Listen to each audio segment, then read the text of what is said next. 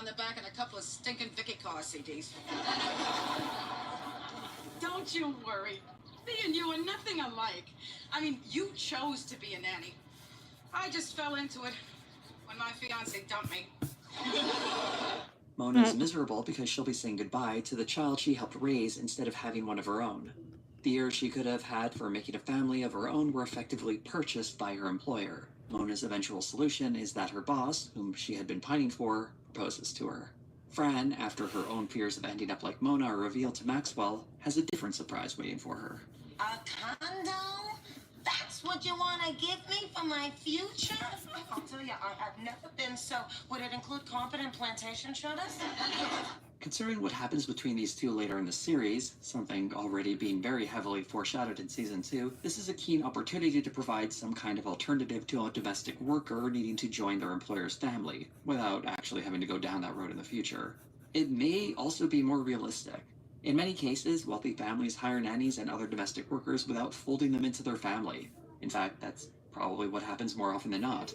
But the longer we see that relationship depicted on screen, the tougher it is for a television series to keep that relationship entirely professional, because TV sitcoms in particular often require emotional bonds to exist between characters. So Fran could never simply be an employee, or at least Except you didn't if she actually would, know. it would be highly unusual for a more traditional sitcom. I don't care. And Nani was that gonna is pickle it. very much a traditional Nani was gonna sitcom. pickle it. That doesn't mean Fran is forever waiting for Maxwell Well, they're to become sweeper off pickling her feet. cucumbers. Throughout You the don't see series, we them. also see that Fran has They're pickling ample cucumbers. opportunities to find a family life outside of the Sheffield I mean, home. yeah, but it's not She gonna even briefly taste as dated good. Jon Stewart, who she Okay. lovingly breaks it off with. Yeah, for there's some obvious more still reasons in the growing, episode but- titled Kissing Cousins. What are you doing? What are you doing here? Isn't it adorable? Let me get a picture of you and your cousin Bob. For Fran, marriage is something very important to her happiness. And while it is something of a stereotype for a woman to be pining for a husband, it's still a valid thing for a person to want in their life. And what this show reflects is how that desire for the life of a wife and mother can be impeded when you have professional obligations to play at least one half of that role for other people. And this isn't existing entirely in Fran's mind, as Maxwell's treatment of Fran is very much unlike the typical relationship you would see between an employer and employee. This is very clear in the episode, Once a Secretary, Always a Secretary, when Maxwell is considering hiring a new nanny. In this interview, the prospective new nanny is played by Margie Martin. It's really none of my business, but it sounds to me like she was more of a wife than a nanny. The series doesn't offer much in the way of easy answers regarding Fran's role in the family, particularly early on. She is many things to the Sheffields, but all those things coming at the end of a salary makes the whole dynamic awkward. To leave the Sheffields would mean more than losing a job for Fran. She would be losing regular access to the people she loves. Although it's that love that seems to protect her employment, as she doesn't do a whole lot of nannying as the series goes on. If this series truly reckoned with the reality of a nanny needing to marry into a family to avoid the lonely life of a spinster, this would be a radically different series. But what we have here is a show that isn't revolutionary so much as it is a slight deviation from the norm. That is, it's the old model of a sitcom, with the classic depiction of an on-screen nanny, complete with a happy ending, given a very stylish coat of paint, with the character of Fran Fine. And this combination of old and new is something we're going to see throughout the series. I'm a nanny, and a lot of people tell me that my life would make a great sitcom. Stewardess, how many hours left on this flight?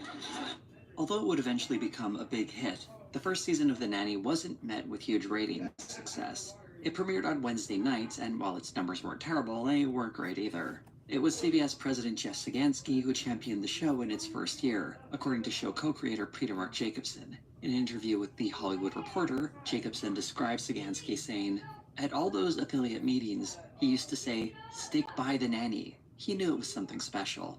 Towards the end of the first season, Fran Drescher held a dinner party to charm some of the CBS executives, and the night took an unexpected turn. She reached over and there was a candle on the table and her shirt like caught on fire. My manager, Elaine, said, "Fran, you're on fire." And she starts like swatting me with her napkin. And she had to take off her shirt. And then there she was naked with all the suits. And of course we got picked up for the second season. While I don't doubt the sexual power of Fran Drescher, there were probably other reasons the show got picked up for a second season. And the new season brought with it some changes. The show would be moving to Monday nights, where it joined other female-led shows such as Murphy Brown and, later in the season, Sybil. The second season also marked Fran Drescher becoming an executive producer on the show. In an interview with Glamour, she reflected on that time, saying, "I don't think they really knew that. Even though I was a woman, my producing contributions weren't just going to be something they took as a mercy fund. They were going to be an invaluable part of the show that helped make it a hit. Eventually, I got the executive producer title and got to direct episodes, but in the beginning, I had to prove myself. They weren't readily willing to trust me." Good luck on your math test. What's 6 times 12? 72. Yeah, that sounds right. One of the biggest contrasts from the early seasons to the later ones is how big a part the Sheffield kids play in the series. In the first season, we saw Fran doing quite a bit of actual nannying. In Smoke Gets in Your Lies, she had to figure out what to do when Brighton started smoking. We are going to have to consult the High Priestess of Punishment. Hello, Ma. In My Fair Nanny, we see her help Maggie make some cool friends. It also helps to unite against the common enemy. A good choice would be a gym teacher. You make it sound like a war. It's worse. War was just hell. This is high school. The first season also included a touching and deeply symbolic episode called I Don't Remember Mama, where Fran fills in for Grace's deceased mother during a mother-daughter pageant. You are not this child's mother, you're her nanny. Yeah, so? Well, this is a mother-daughter pageant. Well, we're very close. Am I on YouTube Kids right now? So what if she's not my mother? What's the difference? It's against the rules. I don't have a mother. She died. Well, Oh, boy, you will stop at nothing. Don't ever go out for cheerleader. This episode is about more am I on YouTube Kids? Because I shouldn't be on YouTube Kids. I thought Those other girls with their mummies just reminded you how much you miss yours. But that's what's wrong. I don't miss her. You don't? No, I don't remember her. Oh. How come you never talk about her? Well, because sometimes it's very difficult for Daddy. A cute little story about a pageant becomes a story about the pain of memory and the importance of keeping a person alive through those memories, even when it hurts. And we do enjoy a happy ending. I remember that. Fran's connection to the children in these episodes is very powerfully felt, as both a stand-in for an absent mother, but as the part of the family distinct from the typical parental authority figure represented by Maxwell. Fran is cool and has street smarts about her that the Sheffield kids find completely novel. It's one of the more positive intersections of class we see in the series, where these kids who grew up in the upper class are made better by welcoming someone from outside their bubble into their home. Not just for fashion tips and creative punishments, though, but to offer love and support, all while making sure they don't forget the most important things in life. In later seasons, we would see far less of these moments. It does make some sense that as the kids got older, they don't really need a nanny anymore, and the novelty of Fran wears off as the kids not only adjust to her unconventional ways, they're even comfortable with Fran's mother and grandmother, who are often appearing within the Sheffield home, and who seem to fill in the space left in episodes by the less prominent Sheffield children. I keep her on as a nanny and my children could practically vote. Ironically, the nanny was less about being a nanny, though it was always built around Fran, and it would remain fixed on her, even if her nanny duties became less central to her character. The Sheffield kids are, of course, still part of the show throughout its run, though they would only occasionally get the spotlight, such as when Maggie got a new boyfriend, Michael, played by Andrew Levitas. Oh, this is what Nachis is all about. What's Nachis? Nachis means feeling a sense of pride. Oh my God, he's Jewish. Maggie would eventually marry Michael towards the end of the series. Will you marry me? Yes! Fran and Maxwell being the focus in what would normally be a scene for Maggie really highlights how this show transformed in later seasons. While the Sheffield kids were consistently present, they would serve as complementary to the ongoing tension between Maxwell and Fran. Do you sweep? Yes. You're hired. Bless you. After the move to Monday nights, The Nanny's ratings began to really grow, and towards the end of its second season, it was clear that this show was becoming a big hit for CBS. And with the successful sitcom comes the inevitable attempt at a spin-off. That brought us The Chatterbox, taking place at a beauty salon of the same name, frequented by Fran Fine and her female relatives.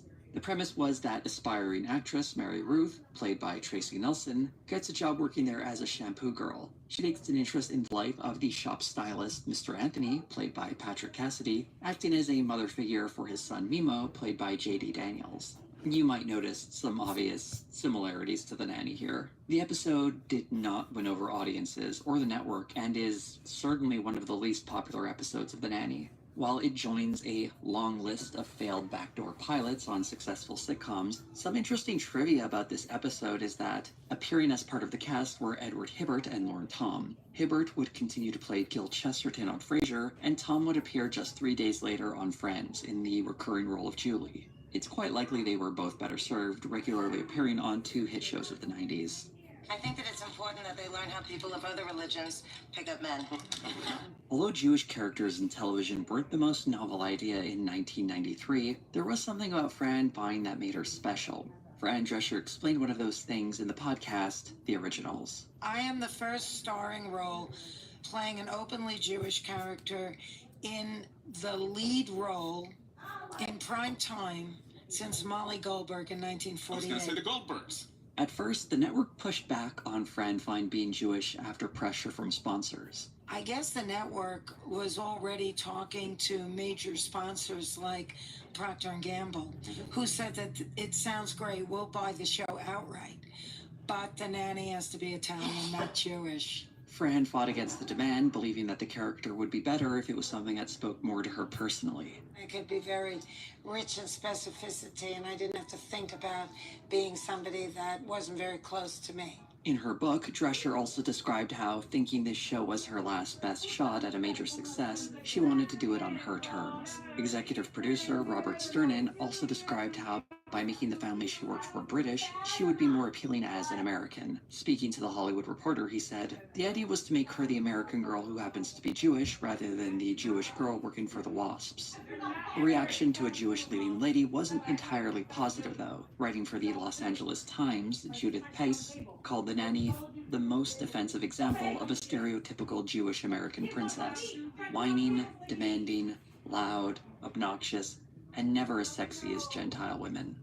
This prompted a response the next week from Fran Drescher, also in the LA Times, where she wrote, "I created Fran Fine based very closely upon my mother, myself, and all the wonderful and rich characters I grew up around in Flushing, Queens. I am sorry and sad if the way we really are, yes, plastic covers and all, offends Pace, mainly because all her article accomplished was to reveal her own insecurities as a Jewish woman living in a WASP culture." Behind the scenes, the writers were tasked specifically to keep the show authentic. In an interview, Peter Mark Jacobson said, "The show has a unique, specific voice. Many writers think they can do it, but they usually can't.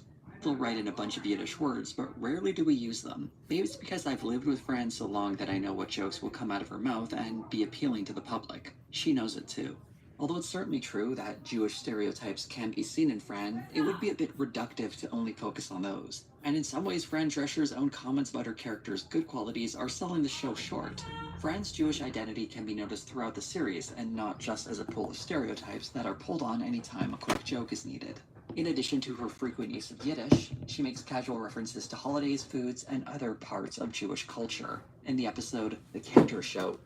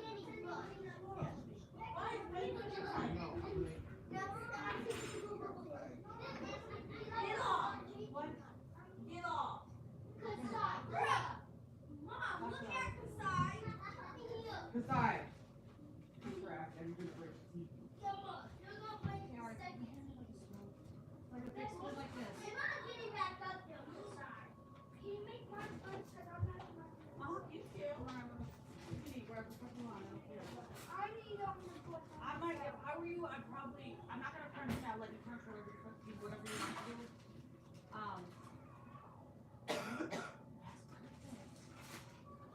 Can you tell me how much meat you want? And you're gonna have to be careful. Do you see that seating? That's how hard it is.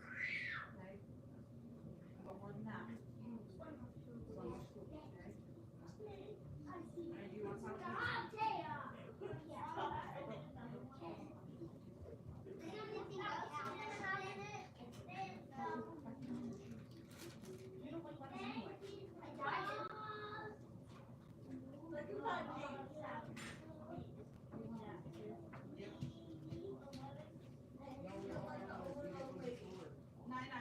How much sour cream do you want? Do you want sour cream right? Okay, can you spoon it? And I'm gonna let you crush it up. I'll let you guys crunch it up. You guys do your duty. No, I'm in line. Okay. Can you tell me how much meat you want? Make sure you guys eat your whole bag. Is that enough? If you want to crunch it right now, crunch it right now. Is that too much? Is that enough? You want sour cream? Can you get a spoon? I will probably get a spoon. And be careful because the meat's hot. Fucking God. Are you okay with this? I'm not the one hurt. It's okay, honey. I'm good with it. Thank you, Miss Love. Love you. What, you ready to punch back? Hey. Fran dates her Temple's cantor Gary, played by Philip Kasnoff, only to see him leave her so he can chase a career in show business. In this story, Gary could have been anyone from anywhere, but by making him a cantor, it creates a logical reason as to how Fran would hear him singing in an environment not frequented by talent scouts, making him someone she discovers. If she had been Christian, this could have been done with her hearing him in a church choir. The story reflects a simple reality of the character, that their religious identity is part of their normal daily life. In an article for Teen Vogue, Yulia Kavinsky wrote about how impactful representation like this was for her, highlighting the Cantor Show episode in particular, writing, "Here was the main character of a popular sitcom, at temple, listening to a type of prayer I've rarely seen on screen, and she wasn't there to face her religiosity in any way, question it, or find fault with it, or examine it. She wasn't there to interact with it at all. She was at temple because Jews sometimes go to temple, the way Christians can be shown having Easter brunch without discussing the symbolism behind the resurrection of Christ. It was mere background for the comedic plot, a quite ordinary occurrence in this universe. The Fines going to temple felt akin to them going to Loman's, and that made it feel, dare I say, revelatory. I hadn't realized how hungry I was for this kind of representation, and how mostly absent it was, nearly 30 years on." Kavinsky further describes how the series is aggressively unself-conscious in its Jewishness, and how Fran is meant to be a sympathetic character rather than one that's mocked. One analog she brings up is the character of Janice on Friends, who has more than a passing resemblance to Fran Fine. Something deep in your soul calls out to me like a foghorn. Janice, Janice. Unlike Fran, though, Janice was not initially meant to be likable. Fran does have traits that might annoy some people that could be called stereotypes, but her character transcends them to become endearing. Fran's comfort in herself and authenticity is just as true about her being Jewish as it is about her being a woman, and it's a type of representation that resonates powerfully. One slightly odd part of the series is that when holidays would roll around, such as during the winter, it was Christmas that got the spotlight. Probably because Christmas episodes are something of a sitcom staple. The most striking holiday episode, though, was the Oi to the World animated special. In this one, we see Fran Vine's adventures enter the world of animation when she and Brighton go to the North Pole. This hairspray really does hold. We see Niles as a snowman, Cece as an evil princess, and Maxwell as Kris Kringle. Gee, if I knew he looked like this, I might have converted. I'm Fran Fine, the nanny. The episode includes a big musical number, and is probably most memorable for how big a departure it was from the usual The Nanny fare. It was a bit strange that, although plenty of Jewish traditions are seen on the show, including traditional Jewish weddings and a bris, we don't see any Jewish holidays until season 4 with the Passed Over story, and season 6's The Hanukkah story. The Fine family was not the only example of representation on the series. Behind the scenes, The Nanny included a large number of gay and female writers, and there were a number of female directors for the episodes as well. Although the series does include jokes at the expense of both groups at times, the fact that women and gay people played a creative role may explain why those respective audiences were also quite warm to the show. When it comes to gay representation on the series, though, it wasn't quite so kind early on. In the first few seasons, very few gay characters appeared, and the few that did weren't much more than stereotypes. Maxwell, Sheffield! I was in one of your revivals! 76 times! Although Season 3's Oy vey, you're gay did offer a slightly more interesting character, Sydney, played by Catherine Oxenberg. Fran suspects Sydney is into Maxwell, possibly ruining Fran's chances with him. You're gay? Oh, thank God! While a gay character making a move on a straight person is something of a tired cliche, it is something of a step up from the more two-dimensional stereotypes we saw in the first two seasons. As the show went along, it also made a deliberate attempt to be less overwhelmingly white. Sure, In an can you interview knock with next time? Vogue, Fran Drescher said, "There was a point where I felt like the show was too white, and I wanted to infuse people of color, because it wasn't happening in the 90s. When you No, I think didn't about hurt Friends, myself. Mad I just About You, annoying. and Everybody Loves Raymond, they were all very white. No, I didn't feed Those you. were shows of their time, but we were set in New York, in the theater world, and I wanted to bring other elements to it. Perhaps the put the most striking food example of in the that cat is food in the thing. episode You said, did you put Fairweather the cat in the Fran, cat food? where Fran's grandmother Yetta You didn't give her introduces food? her fiance, Sammy. Did you put something on top of the cat food? Yeah. Yes, that's Ray Charles as Yetta's fiance. Not only do they get married, but Sammy would be a recurring character for the rest of the series. And Charles even performed My Yiddish Mommy at the end of his first appearance.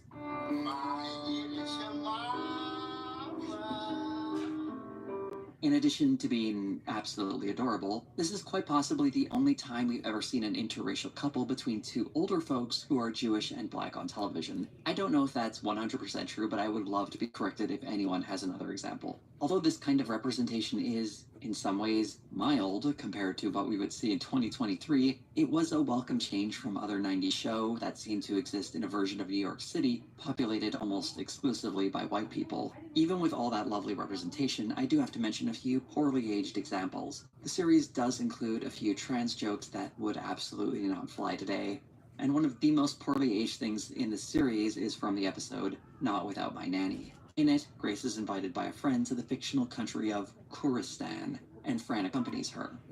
While the Arabian Nights theme is less than enlightened, it's not nearly as bad as the introduction of the Sultan, who bears a strong resemblance to Maxwell Sheffield. You know, you look exactly like you do on the back of the Khorasan shekel. Yes, that's Charles Shaughnessy in brownface. While it wouldn't be entirely accurate to say it's the same as blackface, it's still pretty bad. And it's a real shame that I'm going to have to mention this episode later on in this video because of an important plot point. There is this weird tradition of British actors in brownface, so Shaughnessy is in good company with the likes of Alec Guinness. But there's not much else to say about this then. It sucks. Plus, I added a little seasoning to give it some flavor. With what? Tortellini. To know Sylvia on the Nanny is to know a few fundamental facts about her. She's Fran's mother, she's incredibly nosy, and she loves to eat. That last part in particular is where much of the comedy of her character comes from, and it's one of the most jarring things to see in the show in the present day.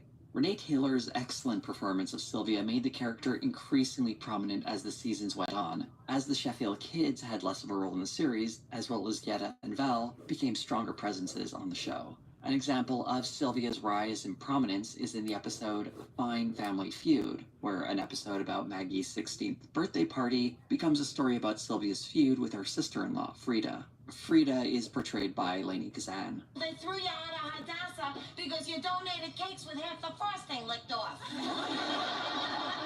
I felt lightheaded in the car. With Sylvia's increased role comes more jokes about her love of food. Sylvia is based on Fran Drescher's mother, and apparently a recurring theme in the Drescher family is teasing Sylvia about her love of food. And it's a genuine love of food rather than just trying to label her as some kind of unthinking eating machine. Even if Sylvia's love of food may be a little more complicated in real life, on the show it tends to be reduced to a series of fat jokes. It would be ridiculous to single out this show in the 90s for making fat jokes, as they were a staple in sitcoms and other comedy shows, and would be for some time. That said, it's impossible to watch the show in the present day without noticing how these jokes start to hit differently. Or perhaps more accurately, a modern audience is likely more aware of how these jokes always hit differently for certain people. And being more aware of that makes it harder to laugh at something when you know it's hurting another person. I think it's